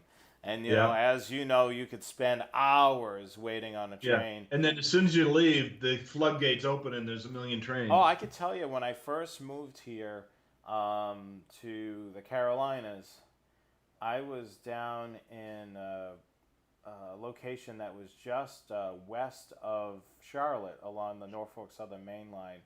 Yeah. And I sat there and sat there and sat there and didn't hear anything on the scanner. And then I got in the truck, started driving away, and sure enough, what do I hear? The detector going off. And I said, son of a gun. Son I of had the same thing when I was in Flagstaff. All day long, all I saw were BNSF engines. Of course, it's BNSF line, and I saw one UP engine the whole time. And as soon as I got up and started driving off, of course, a train came down the hill, and there were two or three Mexican TFM engines. Yeah, it's awesome being able to see that foreign power, and especially if it's mixed. Like if some of the power is mixed. You've got a couple of different railroad. I haven't, to be honest with you, I haven't photographed in months. Since this coronavirus stuff was going on, I haven't photographed CSX. I mean, right next to Norfolk Southern. So, on what day was it? Saturday, I think I ended up, or Saturday or Sunday, I can't remember what day it was. I ended up photographing some CSX. I haven't seen any CSX in a while because I've been staying close to the home camp. But yeah, that's definitely a great topic. I love Rich and I could talk about trains for, I'm sure, for 2 hours if you let us, or longer. Joe asks about the SDS 100 and 200 ZTA. We do have the SDS 200s in stock, and we have been getting them, and we're very well stocked in the SDS 200s. We're still waiting in the SDS 100s. We hope to have those in last week, but here it is Wednesday this week, and they're still not here. So we're just waiting on them. They're obviously the supply chain is messed up. But also there was a huge demand, and I mean we're selling the SDS 200s as fast as we can get them, and I'm sure the first shipment of the next batch of SDS 100s are going to go really quick. So if you haven't already, go to our SDS 100 page, and if you're in the market for an SDS 100, go to our SDS 100 page, and at the bottom of the page there's going to be a link there where we will email you when it's back in stock. And when you get that email, make sure you go to it right away because the first batch is going to go quick. and you may end up if you don't go to it right away, you may end up having to wait for the second batch. So, like I said, do that, and you'll get an email notification as soon as you're back in stock. And chances are, you know about it before we do. Yeah, that's a great thing because it's tied into inventory. Yeah. The second that our receiving manager puts in the inventory that it's in there, it'll switch that to back in stock, and then it'll kick out those emails. And the great thing about that is, it's a first come first serve thing. Yeah. Depending on how many we get, let's say there's 200 emails waiting, and there's only 100 that come in, for example. The first 100 people that order, of course, are going to get it. So if it does happen that it goes as quick as it comes in, certainly put your email address in again for email me back in stock. But sooner the better. The second you get that email, if you're able to log in and place that order, do that. The other thing The other question we get asked a lot is whether or not we're taking pre-orders or something like that. We have not, and we don't plan on doing that at this time. Yeah, it's not a radio anymore, so it's not really, to do pre-orders on that. It's kind of not really necessary. The other thing I want to mention about the 100 and 200 is if you are a rail fan and you do have one of those, try programming in some of the railroad frequencies in there. I'm very impressed with the reception on the 100 and the 200 on the railroad band. I know it's a very expensive radio to monitor the railroads, Mm-hmm. but if you do own one of those radios, certainly give it a try. The radios that I would recommend for rail fans that are considerably less is the BC 125AT, and then if you're looking for something with the alpha tag, the BC T15X on the base side, the base mobile side of things. Very impressed with those radios. I mean, they're not terribly expensive, and they'll do the job for the railroads. The other question that we get a lot, Rich, from about railroads is the NXDN, which we've gone over quite a bit. I mean, that's something that'll be way off in the future, and it's very limited on who's using that. We can dive more into that during one of our. Yeah, I spoke to an industry insider last week about that, and he's telling me it'll be years before they start going to NXDN on the main lines.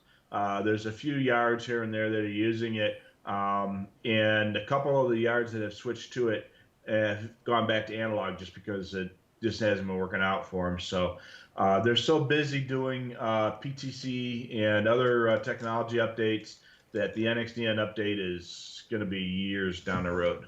Yeah, you're definitely, it's definitely not something, like if you're waiting to pull the trigger on buying a scanner, wondering, do I really need the digital? I wouldn't worry about it at this point. I would definitely just go with the analog. You're going to be safe with the analog, and there's only a handful of yards or short lines that may be using NXDN. But as for the big players, on their main lines, they're all using analog. Yep, and they will be for a long time. A long time. So Bob reminds me of a little location called Eola, which happens to be where my kids live. And they got the name because it was the end of the line in Aurora, which spells out EOLA. So it's another railroad made up place name that actually that one is on the map though. So Jonathan, you're dating yourself with your 90210 reference. Yeah, that was a TV show, right? Yeah, that was it was way back. I mean, they did do a reboot, and then they did do a different show with the characters. I saw that with a Peach Pit, and I said that sounds familiar. And then I remember there was a place where they used to hang out. It was called the Peach Pit. This restaurant looked pretty cool. It was they had all types of food there. But yeah, I mean, literally at that Locust Grove, you could literally, if you want barbecue, or if you want a pizza place, or you wanted just a regular place with burgers, fries, and all that stuff, it was all there. The good thing about the pizza place, so if you're rail fanning by yourself, they do sell pizza by the slice, which is great. You can usually get it relatively quickly. So if you know you're going to have a mad rush of trains coming, you can go in there, grab your slices, and then head back over to the pavilion. Yeah, I was looking for a place up in Flagstaff the other day that sold pizza by the slice, but I did walk around a little bit, but I didn't find any. And yeah, there's a bunch of pizza places, but nobody advertised it by the slice. So Yeah, I mean that's the kind of the sucky thing about yeah, when you're rail fanning by yourself. It kind of like, do I yeah, really want to order a pizza and try to eat it all all by myself? yeah. I mean, Pat says Texmo Junction down in Louisiana was named because it was a junction between the Texas Pacific and the Missouri Pacific wow, that's cool. railroads. There was another place in Texas called Katy, Texas, which is actually a pretty good sized city these days, and that was named after the railroad, but at least that one's on the map. Um, one of our Trainmaster HD, one of the is their username. He asks the Seaview Railroad frequency in Sentinel. He asks if there's a way to manually enter it into your Home Patrol 2. Yeah, if you know the actual frequency, you can add it to a favorites list, and then you can listen to the favorites list. The Sea View So, sounds familiar. Is that um God, is that Newport, Rhode Island? yeah, it could be. But like I say, if you find the frequency, you can add it to a favorites list. Because remember, you can't edit the main database on any of the Uniden scanners, but you can create as many favorites lists as you want to. I have a favorites list of just the railroad channels, and I can it's just scan those. I find it easier to use than the main database sometimes.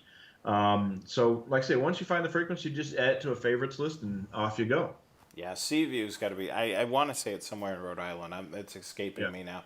So the other thing, when you're doing this on Sentinel software, when you create the favorites list, you can then right click on the name of the favorites list, and it'll go into a program editor. There's an option there. I can't remember the exact wording on the option, but it'll then open a dialog box which will appear on top of Sentinel software, and you can basically edit anything that you've imported into that favorites list, and you can also add additional frequencies. So you can add in additional frequencies under that.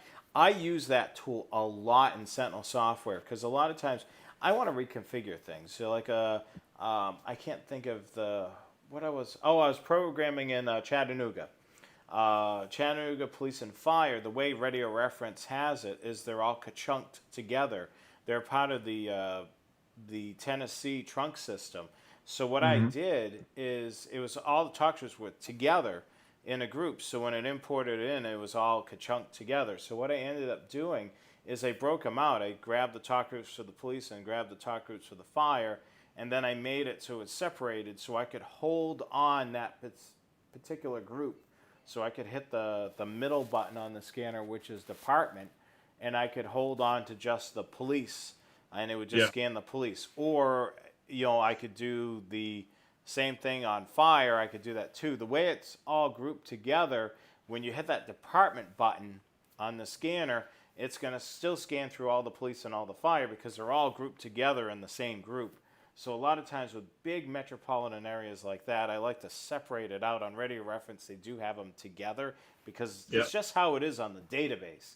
So, and when I'm in the edit mode in Sentinel software, I have the ability of copy and pasting and separating it out, and that's something that I use all the time. And I do that for my railroad stuff too. If I want things separated out by railroad or by even by region, just so I have it, so the alpha tags look really cool too.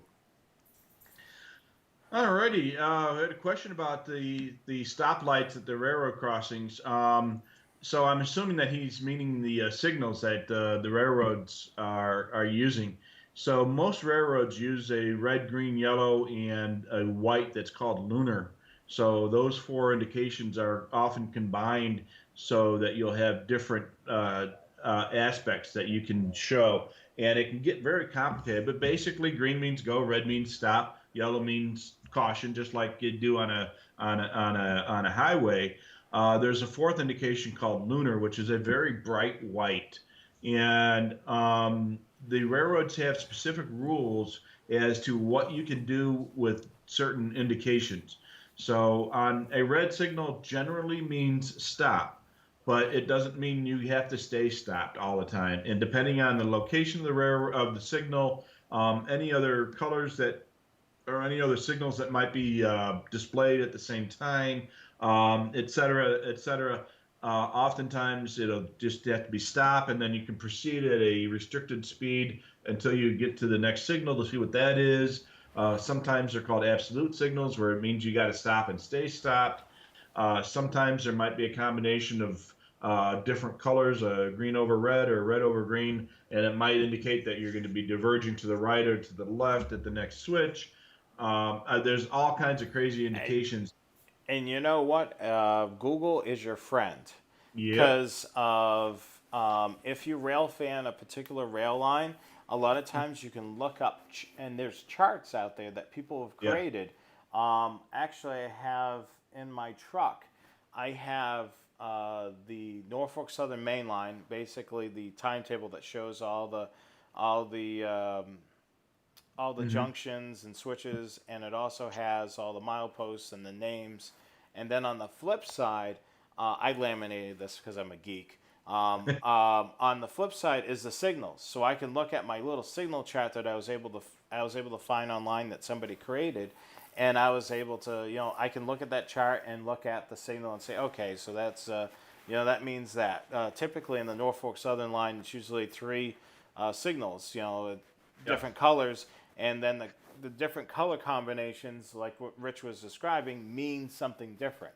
Every Yeah. railroad has variations of that. Like Norfolk Southern has their own, CSX, UP, all the railroads. I mean, they all basically have the same meanings, but they're different Yeah. combinations or different ways of doing it. It's And there's not a like, couple great YouTube videos that explain what the different aspects mean on different railroads. yes, Who's that guy that Danny, you Danny who? down in Florida. Yeah. Yeah. I can't think of his last name, but he's got a YouTube account, and he's got some really awesome videos that go over signal systems. He also goes over monitoring railroad communications. He really puts together a really cool videos. I mean, YouTube is a huge place for learning, Yeah. and you can spend a lot of time, watching stuff on YouTube for free, and keep yourself quite entertained. Absolutely. Ron posts, he talked to a retired railroad worker the other day, and when they saw a freight train that missed a signal, they have a little explosive thing that they put on the rail, and then when the train runs over it, it blows up. But it's called a torpedo, and it's a little thing, about the size of a computer mouse that has little wire clamps on it that you just put right on the on the rail, and when the train runs over it, it makes an explosion sound. I mean, it's not powerful enough to damage anything. It just makes a big boom, and it gets the engineer's attention. And when he hits one of those things, the rules are that he stops his train. And they're like I said, they're called torpedoes. I don't know if they're used much anymore, but they used to be pretty common back in the days when radios were the exception rather than the rule and such. So again, I don't know if they still use them, but they're called torpedoes. And like I say, they're small little explosive charges made to get somebody's attention. And Ryan also mentions one thing that he missed earlier, may have missed earlier, when you submit to Radio Reference, which was our main topic tonight. There is a click box on there that you can remain anonymous. So, and then whoever, if you click on that, your information is going to, it'll be visible to the administrator, but that's it. So that information is not going to be leaked out there to anybody else. So if you have some information you don't want your name out there, click on that little box, and your information will not be released to anybody. We won't release that information anyway, but that is just one further step you can take to remain somewhat under the radar. Yeah, especially if you're a maintainer of that particular system, or someone on the inside, and you want to keep your identity quiet. Um, Yeah. Absolutely. So I think we should be wrapping up things now. Do we have any more anything else, Rich, before Yep. we do? That's we have reached the end. All right, so I just want to give you a quick reminder. If you're a rail fan, it seems like we have some out there. Make sure you check out my blog, trainaficionado.com. I have social media as well. I'm trying to reach on Instagram. I'm trying to reach 2,000 followers. So if you're on Instagram and you like trains, certainly follow my Instagram account. That's one of my favorite social media platforms because I love taking photos, and that platform is completely photos. I do post some videos on there, and I do occasionally post some Insta stories as well. So you get a live look when I'm out rail fanning. I try to post real time when I'm out there. Also, you can follow Train Aficionado on Twitter as well, and Facebook. And a lot of times it'll be a mix of my photos on those platforms, and also some unique stories that are related to railroading. Train Aficionado is basically we follow trains, trolleys, and transit. So anything that basically runs on rails. Just want to remind you about Scanner Master's social media as well. They bring the show to you each and every week, so you want to make sure you give them some love. Follow their Facebook page, like their Facebook page, follow them on Twitter, and subscribe to their YouTube channel. Do the same for the Scanner guys. We're now on Facebook, Twitter, YouTube, and Instagram, so make sure you do that as well for the Scanner guys. And as always, I can't stress enough, anytime that you're in the market for looking for scanner-related items, particularly scanners or accessories, make sure you visit Scanner Master, scannermaster.com. They're one of the best places to take a look at any accessories that you need, from carrying cases to antennas to just looking for expert advice. You can reach them at 1-800-SCANNER, or the number is 1-800-722-6637. Certainly support a small, the Scanner Master looks big, but we're still a very small family-run company, that's for sure. Yeah. And we are family, even if we're not related. Yes, that's for sure. I just want to thank you guys for joining us tonight. If you made it through the 2-hour broadcast, congratulations for making it this far. We hope to catch you again next week. I can't believe it will be June already, so we hope to catch you again next week. I don't think I have anything else. Do you have anything else, Rich, while you drink a little bit of water there? No, this is bottle number 4. I'll be opening up bottle number 5 in just a second, so for those of you who keep count. And, when you're in Arizona, you always have at least a couple bottles of water within arm's reach. Yeah, and I have my water right here. Which there's a law in Arizona that if somebody comes into your house, you give them a bottle of water, and it's just the way it is. Yeah. So that's just what we do here. So, or if you hear them on the radio that they're thirsty and you have a bottle of water, absolutely, pass it along to them. You should have seen the look on that guy's face. He was like, "Oh, thanks." Yeah. How did you know that I was thirsty? Yeah. And Steve noticed a change in my office again. Yep. On Saturday night when I got home from Flagstaff, and then part of the day on Sunday, I did rearrange my office again. I love doing that. It's fun for me. My wife encourages it because that means I'm staying home, and I'm around for her to talk to. But I do love to rearrange my office. The only problem with the arrangement that I've got now is that I do have to move the desk a little bit before we do the show, because every time I have the view and I don't have the radio cabinet in the background, we get complaints. Yeah, I don't. I just, I mean, it's not like you can see the cabinet, but you can't physically read the displays. Well, no, you can't do that. But I literally get a lot of complaints that the cabinet was not in the view during the show. And so what I did with this particular thing, since my desk is on wheels, before the show starts, I just rotate the desk around so that the cabinet is in the shot, and that way I can actually look at it instead of, normally I would have the camera here, but my screen's over here, so you can actually see my wonderful face and the radio cabinet in the shot at the same time. So yeah, we do read the comments, and we do act upon them. And I do also have to change my clock because I noticed the clock's about 2 minutes slow up there. Yeah, I didn't. Yeah, like my radios, just so everybody can get a visual thing. I don't have a radio cabinet, but I do have some radios. They're basically in front of me. I have a desk that's got a couple of tiers.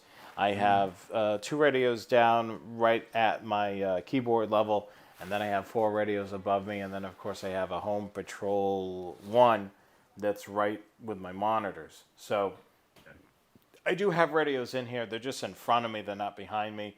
I share this space. There's a crafting corner, which is on that side. And then, of course, I have my layout, which I need to desperately work on, which is right behind me. So, and I probably could cabinet some of my radios if I gather them all together and put them in one location. Yeah. But I don't think I need as big of a cabinet as you do, Rich. But anyway, we enjoy doing the show. And if you don't have anything else, I think we'll wrap it up. I think we're good. All right, so I'm Jonathan Higgins, broadcasting from the Carolinas. I'm Rich Carlson in beautiful downtown, middle of the desert, Arizona. Arizona. All right, well, have a good night, everybody. We'll catch you again next week right here on the Scanner Guys. Make sure you follow, like, and subscribe to our social media. And if you're watching this video right now and you haven't subscribed to our YouTube channel, make sure you do that right now. We'll catch you again next week right here on the Scanner Guys. Later, guys. Good night.